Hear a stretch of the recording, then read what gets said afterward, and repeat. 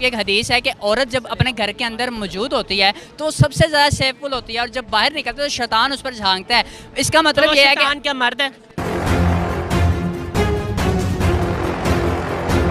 इसके ऊपर और गले के ऊपर पेंट लगाया हुआ है, ये क्या निशानी है हाथ के ये ऊपर? निशान जो से ये उस चीज़ के निशान है कि अगर जो से ख्वाजा सरा कम्युनिटी के अंदर रेप किया जा रहा होता है या उनको मारा पीटा जा रहा होता है या उनको कत्ल कर दिया जाता है।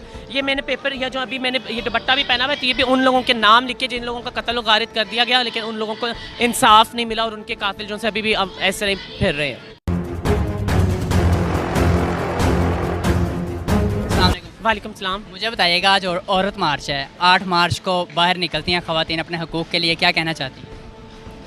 हकूक़ के लिए निकलती हैं, आवाज़ बुलंद करती हैं, पूरा साल जो सा है वो हम लोगों को उस तरह से कर रहे होते हैं। और हम लोग सिर्फ ये नहीं कि सिर्फ औरत मार्च के ऊपर ही हम लोग निकलते हैं, हम लोग पूरा साल जो सा उस पर काम कर रहे होते हैं, सब लोगों को उसमें लोगों को, मर्दों औरतों सब बच्चों को, सब लोगों को सपोर्ट कर रहे होते हैं, हेल्प कर रहे होते हैं। मुझे बताइएगा, ये जो आपने फेस के ऊपर और गले के ऊपर पेंट लगाया हुआ है, ये क्या निशानी है हाथ के ये ऊपर? निशान जो से ये उस चीज़ के निशान है कि अगर जो से ख्वाजा सरा कम्युनिटी के अंदर रेप किया जा रहा होता है या उनको मारा पीटा जा रहा होता है या उनको कत्ल कर दिया जाता है। ये मैंने पेपर या जो अभी मैंने ये दुपट्टा भी पहना हुआ है, तो ये भी उन लोगों के नाम लिख के जिन लोगों का कत्ल गारिद कर दिया गया, लेकिन उन लोगों को इंसाफ नहीं मिला और उनके कातिल जो से अभी भी अब ऐसे नहीं फिर रहे हैं। मुझे बताइएगा कि हमेशा ये ख्वाजा सरा कम्युनिटी के साथ क्यों होता है कि उसे मुआशरा तस्लीम नहीं करता, हत्ता कि घर वाले भी तस्लीम नहीं कर रहे होते?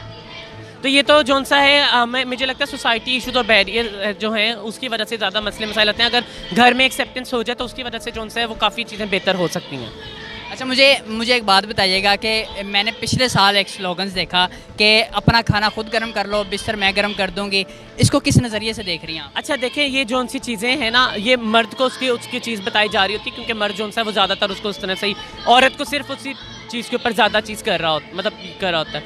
लेकिन अब यहाँ पे बात जो सी की है ना, खाना गर्म करना और सारी चीज़ें, ये इक्वलिटी के ऊपर बात की गई है कि देखिए एक औरत होती है, वो जब बाहर काम भी कर रही होती है तो उसको घर आके खाना भी पकाना पड़ता है, बच्चों की तरबियत भी करनी पड़ती है, अपने ससुराल की बातें भी सुननी पड़ती हैं और सारी चीज़ें देखनी पड़ती हैं। तो ये इक्वलिटी के ऊपर बात की गई थी कि सब लोग मिल के काम कर सकते हैं। अगर औरत कभी कपड़े धो रही है तो मर्द भी उसके साथ कपड़े धो सकता है, तो बराबरी से मिल के सारी चीज़ें कर सकते हैं। हम लोग सिर्फ एक औरत को पर ब्लेम नहीं कर सकते या मर्द को या फिर ख्वाजा सरा को ब्लेम नहीं कर सकते। मुझे बताइएगा, अभी मैंने एक स्लोगन देखा कि औरत कोई बच्चा पैदा करने वाली मशीन नहीं है। मुझे बताइएगा, औरत का हक है कि वो अपने शोहर के साथ जो सेक्सुअलिटी है उसे जो है निभाए, और औलाद का हुसूल जो है वो औरत के लिए एक नेमत होता है और रहमत का बाइस होता है।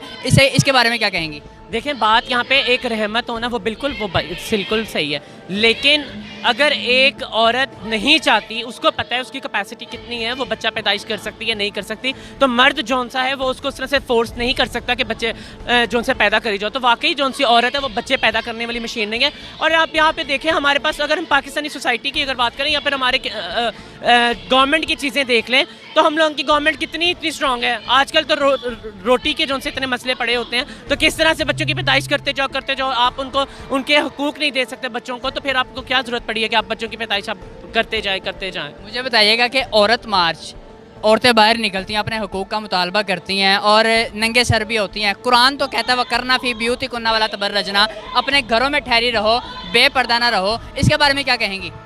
देखें, बात यहाँ पे चूँकि औरत की है, इस्लाम किसी भी चीज़ के ऊपर फोर्स नहीं करता कि आपको ये वाली चीज़ करनी है, बात यहाँ पे ये। लेकिन अब अगर आप अब यहाँ पे आपने कितनी ऐसी औरतें भी देखी होंगी जो बुरखे के अंदर हैं और वो अपनी आवाज़ बुलंद करें, तो हम लोग किसी भी औरत को हम लोग सिर्फ और सिर्फ कपड़ों की या उन चीज़ों के ऊपर हम लोग उसके ऊपर नहीं कर सकते। देखिए, यहाँ पे बात आपने चूँकि कहा है कि कवर करके रखे सारा कुछ, तो ऐसी औरतें जो सी पर्दा कर रही होती हैं, क्या उन लोगों के साथ रेप नहीं किया जा रहा होता? उन लोगों को भी उस तरह से मसले मसाइल फेस करने को मिल रहे होते हैं। मुझे बताइएगा, नबी पाक सल्लल्लाहु अलैहि वसल्लम की एक हदीस है, मैं छोटा सा है, नबी पाक सल्लल्लाहु अलैहि वसल्लम की एक हदीस है कि औरत जब अपने घर के अंदर मौजूद होती है तो सबसे ज़्यादा सेफुल होती है, और जब बाहर निकलती है तो शैतान उस पर झांकता है।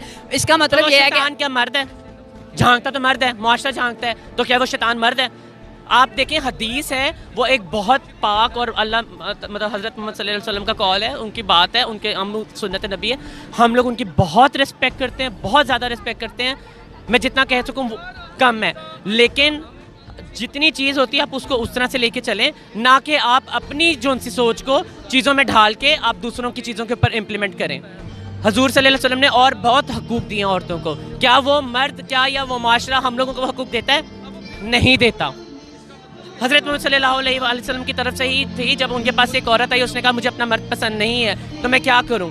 तो उन्होंने कहा कि मैं तुम्हारे मतलब बात कंप्लीट होने से पहले मैं तुम्हें कहता हूं तुम्हारा निकाह। उन्होंने एकदम से रोक दिया कि नहीं, मुझे निकाह ख़त्म नहीं करना। जब आप पाक हस्तियों की बात करते हैं तो उन्होंने बहुत एग्जाम्पल्स क्रिएट किए हुई हैं, तो हम लोगों को उन चीज़ों को भी हमें देखना चाहिए।